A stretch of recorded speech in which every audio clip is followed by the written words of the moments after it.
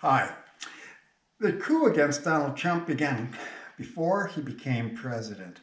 For example, when President Obama said, "I still believe Donald Trump will never be president of the United States."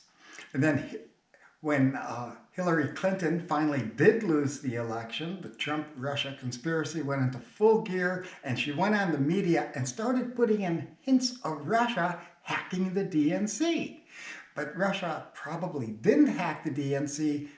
We have no evidence of that. In other words, the FBI did not look at the DNC servers to investigate who could have infiltrated them. But we do know that Hillary Clinton had private servers and used cloud servers to store classified information, which would be very easy to hack into for the Chinese, Russians, or anybody else interested. Now, the Mueller Probe came and went, and we've learned that there is no Trump Russia, and that pretty well died out. But then Trump had a telephone conversation with the president of Ukraine, and right after that, Eric Caramella came out and said that there was quid quo pro and that Trump was pressuring the Ukrainian prime minister to go after Joe Biden because he's such a formidable political opponent. But Joe Biden has Alzheimer's and he's not a formidable political opponent. And I believe he's going to drop out of the race because of Hillary Clinton's personal ambitions for the office. And Joe Biden, of course, will then drop out and retire gracefully. but that's yet to be seen. Adam Schiff worked with Eric, and that's kind of a problem because he knew who the whistleblower was, and he says he didn't, but of course that's not true. Another thing that isn't true is his lawyer, Mark Zaid, and his backing of Eric. Now, Eric's name has been kept out of the media, and it's pretty much impossible to find an article that talks about his being a CIA analyst and all his little mischief, but he is a partisan Democrat, and he's in league with Adam Schiff and the DNC, or at least Democrats.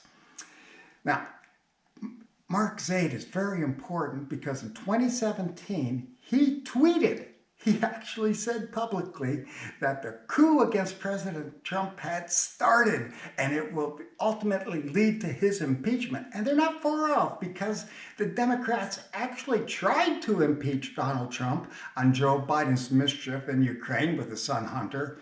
But of course that failed, and it was, and basically he was acquitted and the case was thrown out, which means he was not impeached. But the Democrats promised that they're going to continue investigating Donald Trump regardless, and now they're going to start another investigation into his reaction of the COVID virus alert. Now, Trump has been doing what I consider a fairly good job with the coronavirus because it is a challenging problem when you have 50 governors that all have a different book, a different standard, and different protocols. But that's neither here nor there. What is important, though, is that we're looking at some possible indictments. I'm going to read this because it's very exciting, and I hope you like it. It says here, there are a list of indictments being reported on several media outlets. Loretta Tarmac Lynch, 3 counts of conspiracy to overthrow the government, 2 counts of obstruction, 3 counts of lying to Congress. Sally Yates.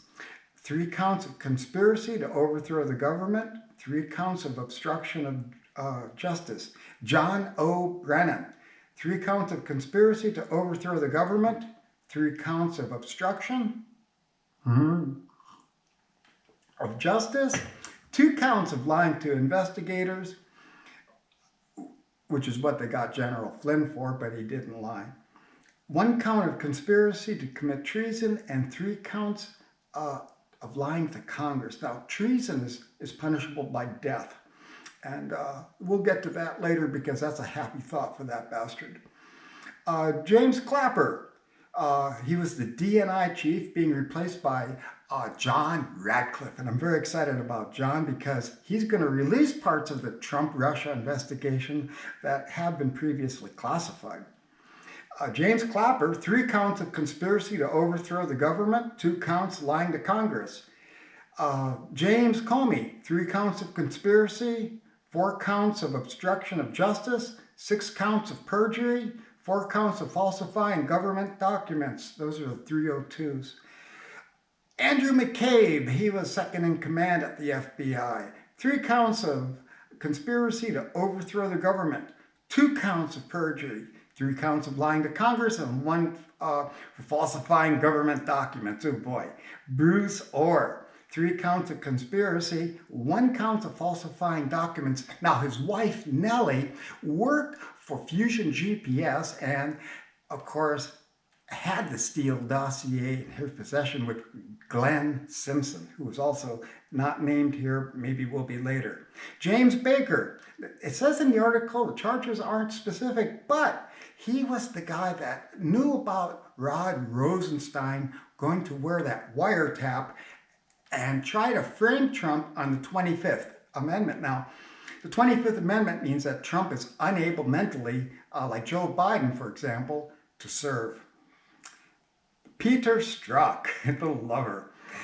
3 counts of conspiracy to overthrow the government, 4 counts of perjury, 3 counts of falsifying government documents. Lisa Page, that's the girlfriend. 3 counts of conspiracy to overthrow the government, 1 count of obstruction of justice, and 3 counts of perjury. Rod Rosenstein, the man with the wire. 5 various charges of unknown at this time, but I suspect one of them is the wire. Susan Rice, illegal use of government systems, perjury, and 1 count of obstruction of justice. Oh boy, that's really exciting. Check the articles below for your consideration. I think this is wonderful, wonderful news. Thank you again for watching. I have to run along.